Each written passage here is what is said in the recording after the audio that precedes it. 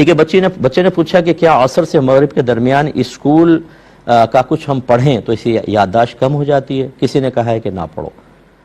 دیکھیں ایسا ہے نہیں، ہماری شریعت نے بہرحال ہمارے دینی ماحول کے اندر بھی ایسا ہوتا ہے کہ عصر سے مغرب حلقے منع کیے گئے کہ اس وقت جو ہے وہ آپ دیگر کام کر لیں، لیکن ایسا نہیں ہے کہ اگر آپ پڑھیں گے تو آپ کے ذہن میں کوئی اثر پڑے گا، منفی اثر مرتب ہوگا، یادداشت وغیرہ کم ہوگی۔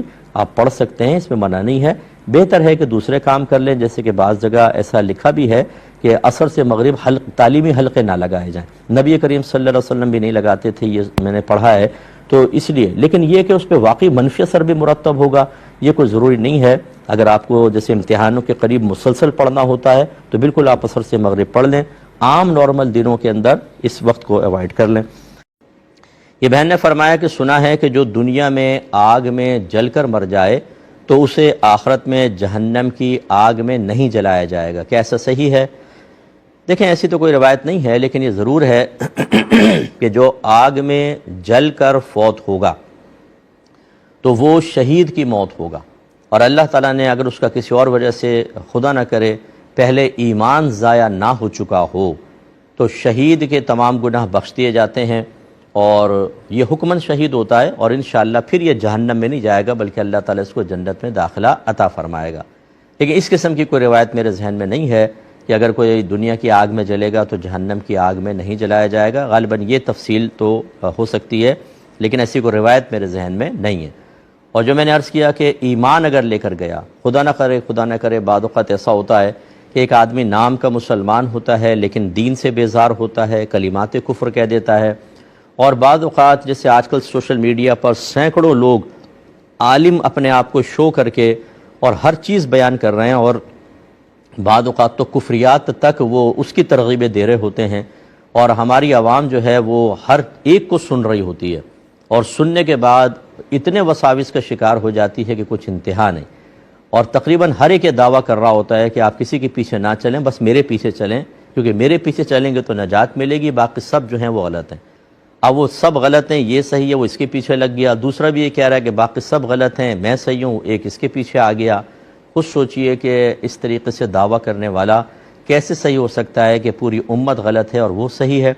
اس میں بعض اوقات یہ ہوتا ہے کہ اس کے بیان کردہ اگر خدا نخواستہ کوئی بات ایسی ہے تو پھر ایمان خراب ہو جاتا ہے، اور پھر آدمی چاہے جل کے مرے، چاہے اس کو گولی لگے، چاہے وہ جہاد پہ چلا جائے، اگر وہ دوبارہ تجدید ایمان نہ کر سکا تھا اور اس کا اسی حالت میں انتقال ہو گیا، پھر آخرت کو کوئی انعام نہیں ملے گا۔ میں نے فرمایا کہ ہم ڈرائیور ہیں، گاڑیاں دھوتے ہیں، ایک کسی جگہ ہوں گے گاڑی وغیرہ دھوتے ہوں گے تو اس میں کافی پانی استعمال ہوتا ہے، یہ جو پانی ضائع ہو رہا ہے یہ ہمارے اوپر وبال ہوگا یا گاڑی کے مالک کے اوپر وبال ہوگا؟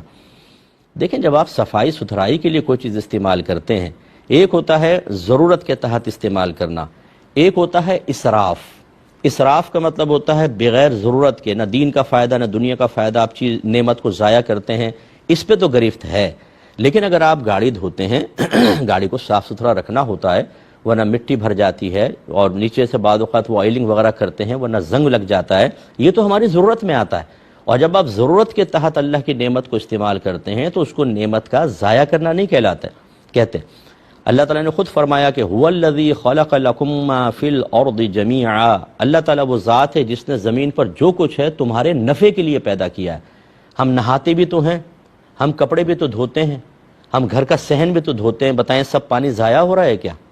یقینی سی بات ہے نہیں۔ آپ کے جانور ہوتے ہیں، آپ جانوروں کو نہلاتے ہیں بعض اوقات، کیا یہ پانی ضائع کہلاتا ہے؟ ضائع نہیں کہلاتا، یہ ہے ضرورت کے تحت استعمال کرنا، اس کو ضائع کرنا نہیں کہتے۔ ہاں یہ کہ آپ بس ویسی پانی لے کے یوں پھینک رہے ہیں، نل کا کھلا ہوا ہے پانی بہہ رہا ہے اس کو بند ہی نہیں کر رہے ہیں، بعض وقت گارڈن میں پانی دے رہے ہیں، پانی ہو چکا لیکن وہ کیاریوں میں بہہ کے باہر بہتا چلا جا رہا ہے، اس پر گرفت ہوگی کہ یہ ہے اسراف۔ لہٰذا آپ بالکل جتنا پانی گاڑی کے لیے استعمال ہو سکتا ہے اتنا کریں، اس سے زائد کریں گے تو ہاں بالکل آپ کی گرفت ہوگی، اور وبال ڈرائیور کے اوپر ہوگا۔ مالک نے تو نہیں کہا کہ تم زیادہ پانی استعمال کرو، بقدر ضرورت آپ پانی استعمال کریں گے تو اس میں کوئی وبال آخرت نہیں ہے۔ یہ یاد رکھیے گا، جتنا مال چھوڑ کر مریں گے موت اتنی دردناک ہوگی۔ آپ کی لینڈ کروزر ادھر، جوتے، موزے، کپڑے، بڑا محل، جتنا آدمی مال چھوڑ کے مرتا ہے اتنی تکلیف زیادہ۔ آپ کے پاس 40,000 کا موبائل ہے، کوئی سنیچ کر کے لے جائے تو دکھ ہوگا نا؟ لیکن 1 लाख का हो तो, और अगर 5 लाख का ब्रीफ केस छीन कर भाग जाए तो, और अगर आपकी दुकान में 2 करोड़ की डकैती करके चले जाएं तो, जितना ज्यादा माल छीनता है उतनी अजियत और तकलीफ ज्यादा होती है, जो अभी हमें नहीं पता चल रही है, मौत के वक्त होगी। लेकिन हम उस माल के लिए जिसको हम छोड़कर जाएंगे तो औलाद बाज़ औक़ात नाफरमानी में खर्च करके हमारे लिए गुनाह जारिया करती रहेगी, वो तरबियत तो होती नहीं, और छोड़कर ही जाना है। उसके लिए चाहे झूठ बोलना पड़े, फ्रॉड करना पड़े, वरासतें दबानी पड़े, रिश्वतें लेनी पड़े, धोखा देना पड़े, हत्ता के कत्ल तक करवाना पड़े, मरवा देते हैं लोगों को पैसे के लिए, लेकिन ये माल हासिल हो जाए। जैसी मौत का झटका आएगा, गए हजरत। सेठ जी को फिक्र थी 1-1 के 10-10 कीजिए, मौत आ पहुंची कि साहिब जान वापस कीजिए। बनी इसराइल के एक बहुत सेठ आदमी था, उसने बड़ा महल बनाया, बड़ा माल जमा किया, तख्त के ऊपर पांव रखकर सोचने लगा कि अब तो मेरी 7 नस्लें भी बैठ के खाती रहे तो कमाने की जरूरत, इतना माल जमा कर लिया। अचानक महल का दरवाजा बजा, इसने खादिम से कहा जाकर देखो कौन जाहिलाना तरीके से बजा रहा है। वो गए तो देखा पूरे फटे पुराने हाल में फकीर खड़ा है। उन्होंने कहा क्या बात है? कहा अपने मालिक को मेरे पास बुलाओ। कहा कि तेरा दिमाग खराब है, हमारा मालिक तेरे पास आएगा, भाग यहां से। अंदर गए, मालिक ने पूछा कौन था? ये हुजूर एक फकीर था, आपको वहां बुला रहा था। मैं मुझे? तुमने मजा नहीं चखाया उसको? फिर दरवाजा जोर से बजा, खादिम भाग कर गए। कहने लगे भाई तो क्यों नौकरी से निकलवाएगा हमें, क्या चाहता है? उसने कहा अपने मालिक से कहो मैं मलकुल मौत अलैहिस्सलाम हूं, उसकी रूह कब्ज करने के लिए आए। ओ खादिम कांप गए अंदर। वो आका ने देखा, बोला क्या हुआ तुम्हारी हालत खराब क्यों? कहा हुजूर बाहर तो मलकुल मौत अलैहिस्सलाम आपको लेने आए। वो भी कांप गया, कहने लगा उनसे कहो किसी और को ले जाए मेरी जगह। मलकुल मौत अलैहिस्सलाम अंदर तशरीफ लाए, फरमाया जब मौत का वक्त आता है फिर टलता नहीं है, लेकिन मुझे अल्लाह ने हुक्म दिया है कि मुझे थोड़ी सी तुझे मैं मोहलत दे दूं, तो जो करना चाहता है कर ले। उसने कहा अच्छा। सारा माल जमा किया और कहा ए माल तुझ पे खुदा की लानत हो जाए, तूने मुझे गाफिल रखा और तेरी मशगूलियत में मैं अपने अल्लाह को राजी ना कर सका, तुझ पे लानत हो जाए। उस माल को अल्लाह ने बोलने की ताकत अता फरमाई। उस माल ने कहा लानत मुझे ना कर, अपने आप को लानत कर। अगर तू मुझे अच्छे अंदाज से कमाकर अल्लाह की रिजा में खर्च करता, मैं तेरे काम आता। तूने गलत तरीके से खर्च किया और जमा किया, तेरा नुकसान है। मेरी वजह से तूने इज्जतें पाई। तू उस वक्त बादशाहों के दरबार में चला जाता था जब दीनदारों को वहां से हटा दिया जाता था। इस माल से तूने ऐश किया है, अपने आप को मलामत कर।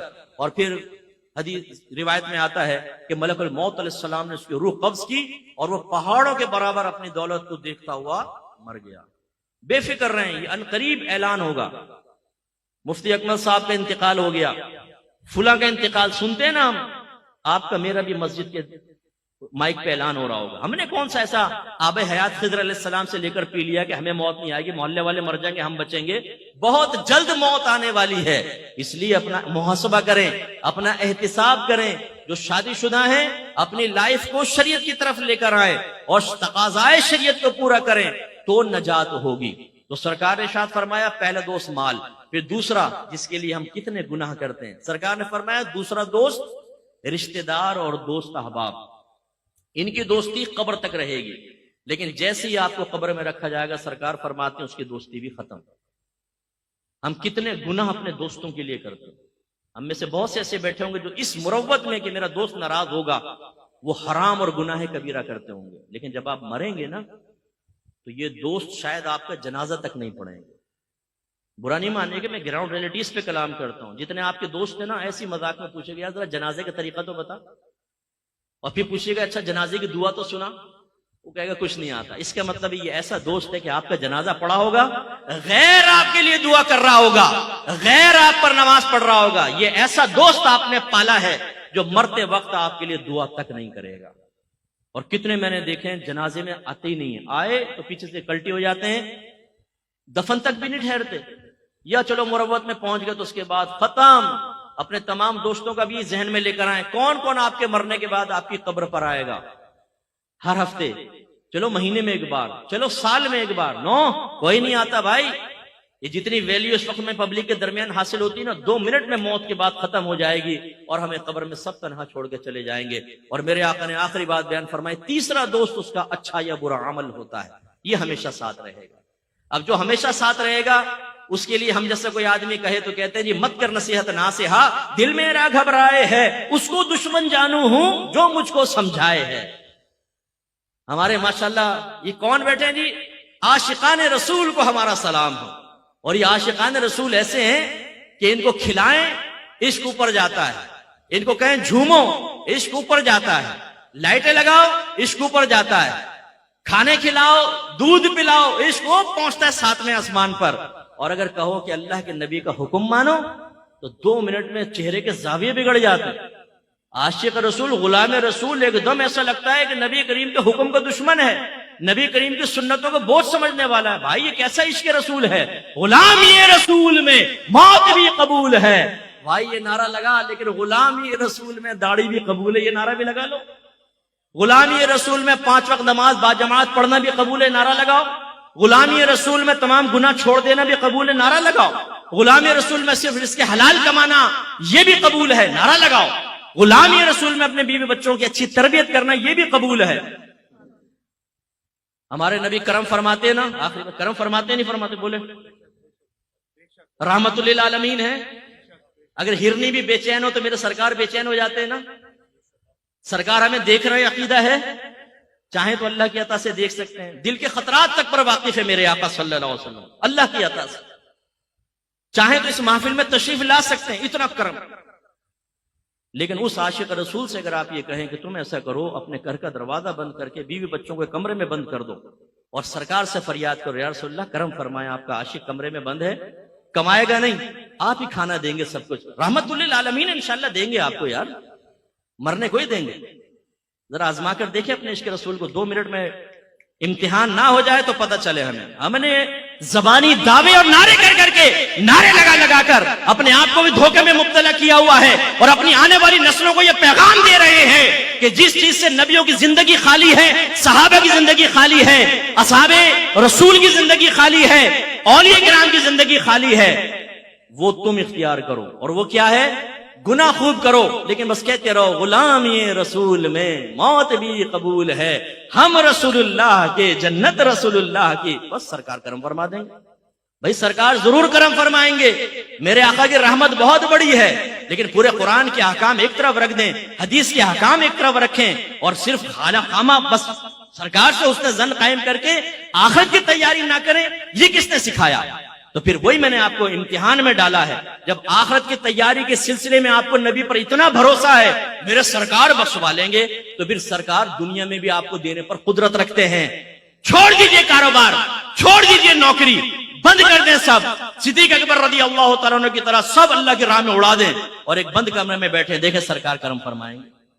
آزمائیں ذرا۔ نہیں مفتی صاحب ہمارا دماغ کام کرتا ہے، ایسا کیسے ہو سکتا ہے؟ بھائی ٹھیک ہے، محبت اپنی جگہ، دنیا کے لیے کام تو کرنا پڑتا ہے، بس بھائی ہاتھ جوڑ کے یہ عرض کرتا ہوں آخرت کے لیے بھی کچھ کرنا پڑتا ہے۔ وآخر دعوانا الحمدللہ رب العالمین۔